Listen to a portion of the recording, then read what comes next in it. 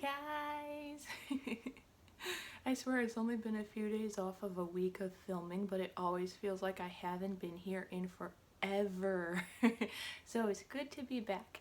And I know that especially if you live in the United States right now, it's been very tense over the past week.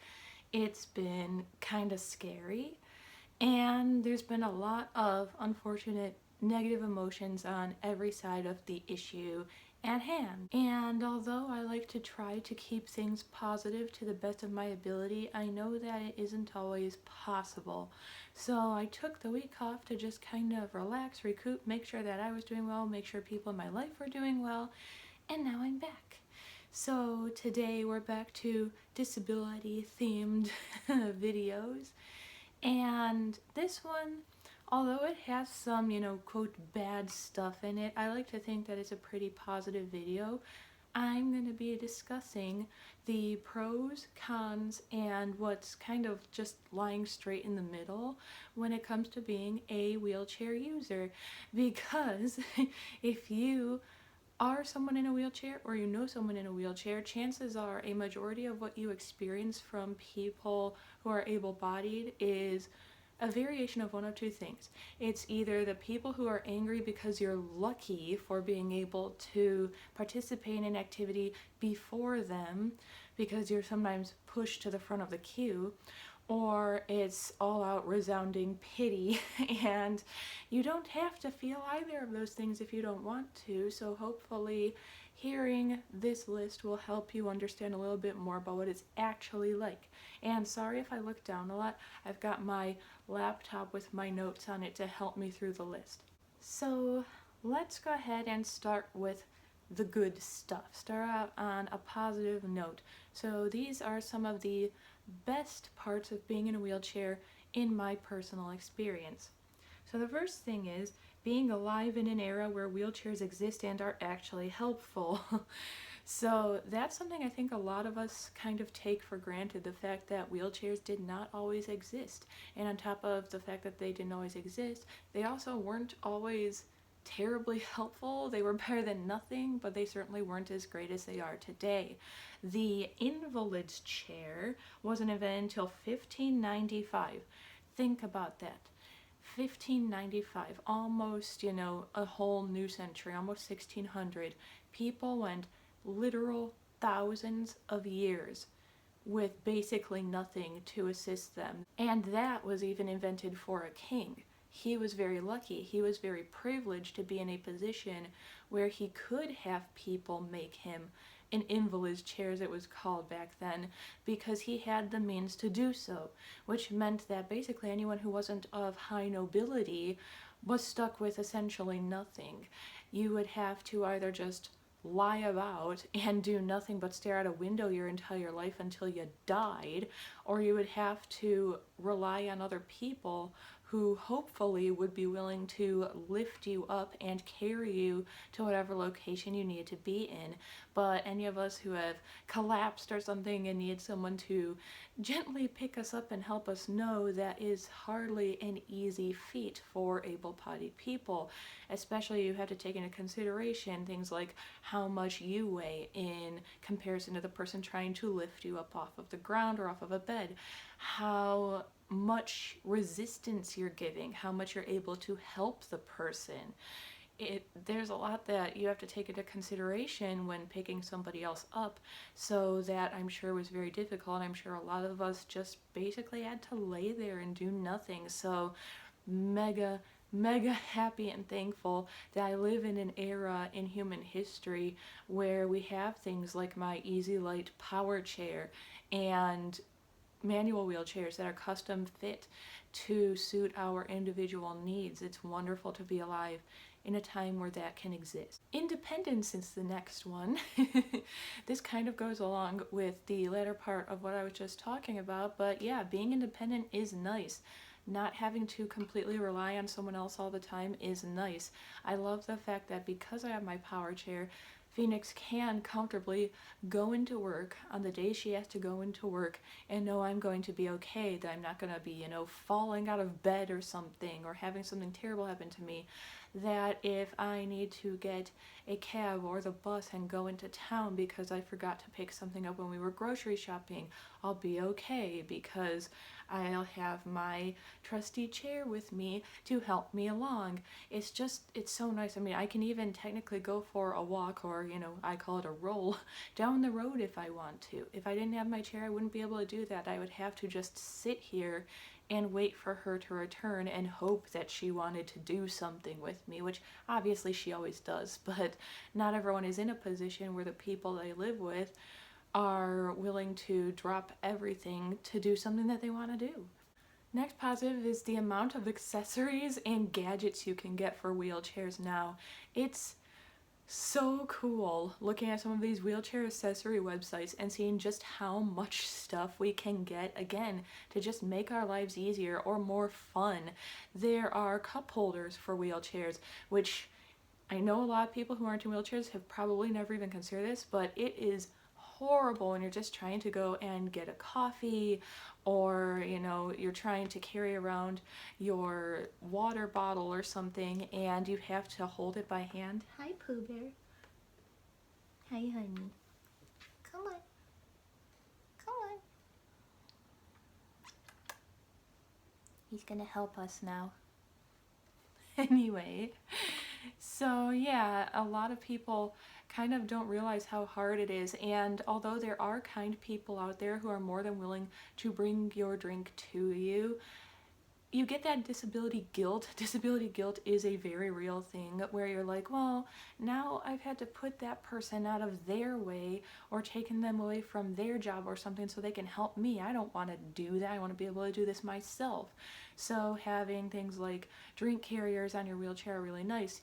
You can get a phone charger that clips onto the handle of your wheelchair. You can get heating pads for them and blankets that fit with them. You can get flashlights for them. You can get, on the just fun side, all kinds of personal customization. Getting seat covers that suit your aesthetic, or getting lights for your wheels and your spokes and stuff, and it's just nice to have something that makes it a little bit more personal. Next, I hate proving some of the naysayers right, but it is very true that if you are at a convention or you are at maybe a theme park sometimes, or you're at a music festival, there are some perks that go along with being disabled. If you're at a theme park, you can get something similar to the Disney Dash Pass, which basically means that you're alerted ahead of everyone else when a ride is going to be open so you can get there first.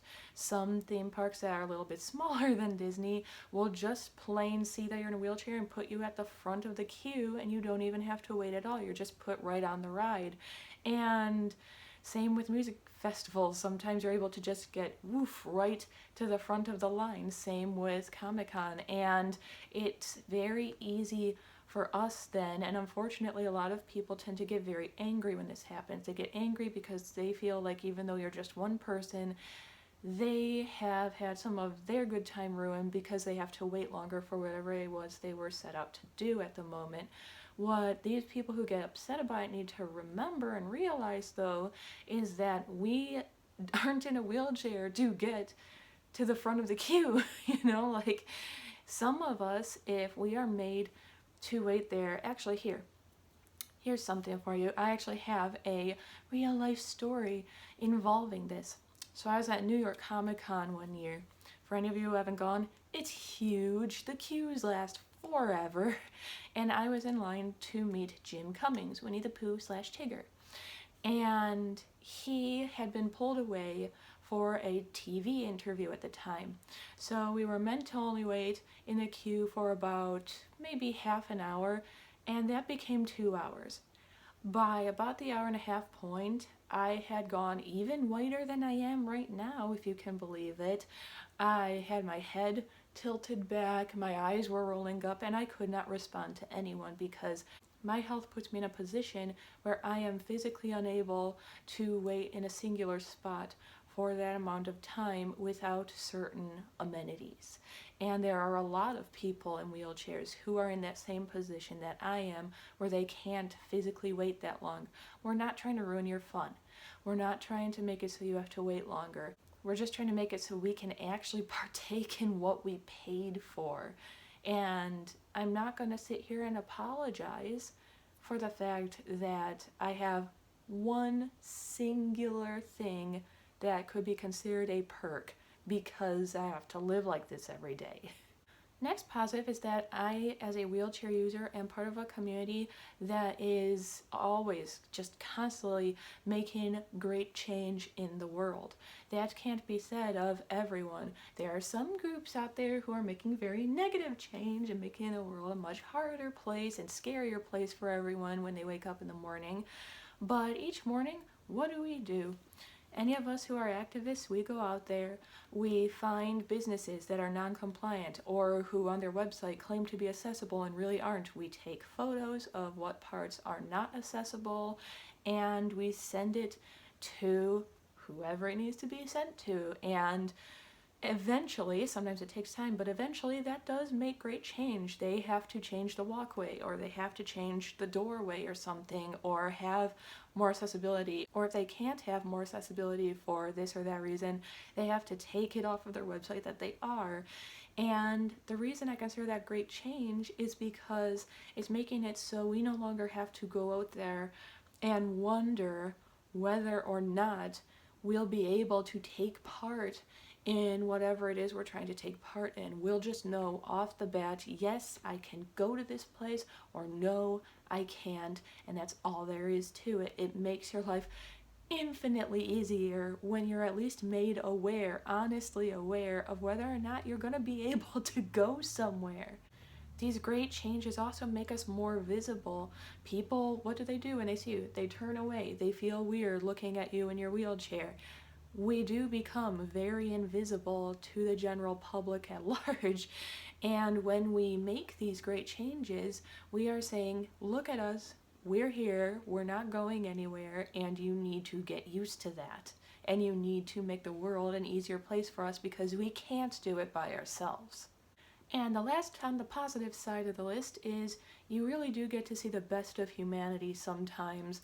It's really nice when I'm just like, oh, I'm just going to the bank or going to get some groceries, something really mundane like that, and you have someone just go out of their way to do something nice. You'll see, someone with a completely piled up cart just rushing to get to the door, but they happen to see you by yourself trying to scoot along, and they take that extra few seconds to hold the door for you or to reach something on a high shelf for you or something, and it's just so nice to see that, to see people just going out of their way to be kind to someone that they don't even know.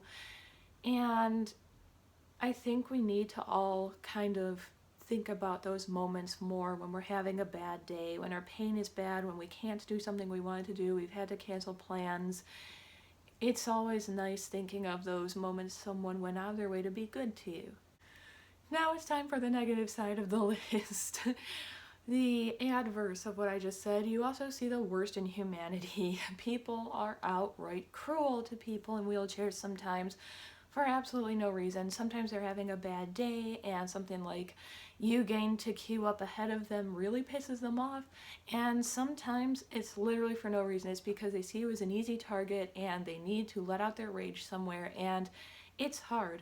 Every time you leave your house and you get into your wheelchair in public, you know that you are at risk of someone doing something awful to you. And it's really sad because it's very underreported. There are a lot of wheelchair related crimes that happen. People see someone in a wheelchair who is traveling alone somewhere and they decide they can do whatever they want to them. They might hurt them, they might abuse them in all manner of the word, they might mug them, and it's very difficult to defend yourself. There is wheelchair self-defense. It does exist, and many of us do learn it, but there is still only so much you can do when you're faced with someone who is much bigger than you and who can use more limbs than you. Being in a wheelchair also entails having a lot of alternate small health issues. Even if you don't have a lot of alternate health problems to begin with, once you're in a wheelchair, most of your life, you start realizing it gives you some issues you didn't realize you would have, which I don't really want to list in this video because it kind of varies by person, but when you look up health problems that are directly related to being a wheelchair user, there's a lot that can go wrong. So it's kind of one of those toss-ups of, do I make my life easier by being in a chair and have these little side negative health problems, or do I just kind of sit around like people did before we had wheelchairs? And that's something I think that a lot of able-bodied people also don't consider, or maybe even realize, the fact that if we're canceling plans, it's not, but they're in a wheelchair, like, we made sure this place is accessible, why can't they come? Like, it doesn't all boil down to that. Sometimes the pain does not allow. And that brings me to my next negative, which is having to cancel plans when you really want to go somewhere. I think every one of us at some point in our life has had a family member or a close friend really punch us right in the heart by accusing us of just not wanting to be around them because we've canceled plans way too many times in a row. And the sad part of this is I'm very guilty of attending plans, going to someone's house, going to an event, even though I know I won't physically do well at it because I don't want to deal with being accused of not wanting to see people because it feels so shitty. So please don't do that. Trust me, if you're upset that we canceled plans, we are 10 times more upset that we did. We absolutely do want to see you. If someone in a wheelchair that you know has canceled plans several times, maybe try going to their house and being like, no, I'll just chill with you. We'll watch some Netflix. I'll help you out if you need something. Let's just hang out instead of getting mad at them.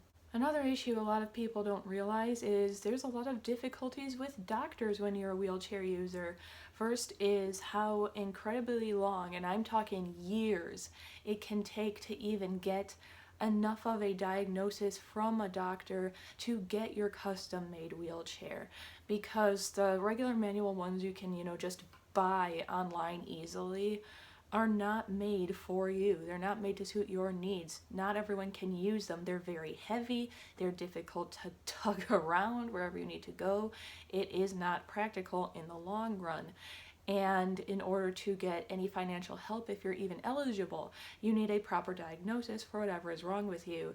And I know after 15 years of experience, a lot of doctors are very reluctant to slap a diagnosis on whatever you have because it means that you will probably stop seeing them as often and they won't make as much money. It's a terrible part of the American healthcare system.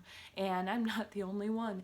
Every friend I have here has been through the same thing if they're in a wheelchair.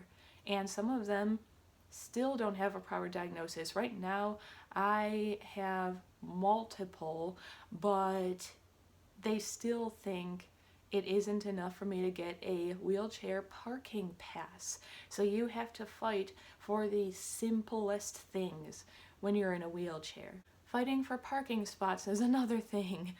And there's a couple different sides of this. One is if you are diagnosed or undiagnosed and you notice that there is someone who clearly needs the parking spot a lot more than you at a location that has maybe only like 2 disabled parking spots.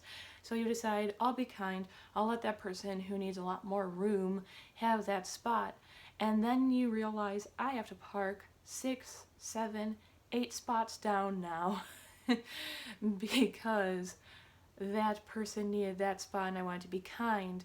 Or if it is before you have your disabled parking pass, even if you get a sticker on your window that's like, please leave ample room for me to get my wheelchair out, people still park this close to your car.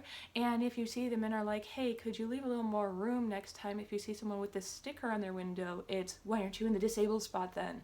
It takes a while to get those passes. This next part is what I personally have struggled with the most, and I'm sure a lot of people can relate to it, which is, this is exactly what I wrote in my notes. Being treated like you are less and you should be glad to have what little you get rather than fighting for what you actually deserve. People are like, you get the disabled parking spot, you get to be in the front of queues at Comic-Con, and you have a wheelchair. You should be happy with that. Not bearing in mind the fact that I can't participate in a majority of what my friends want to go out and do. I have to see the photos of them going out and partaking in the event I would have been able to go to if I weren't in a wheelchair. I have to deal with the fact that people think that we are worthless.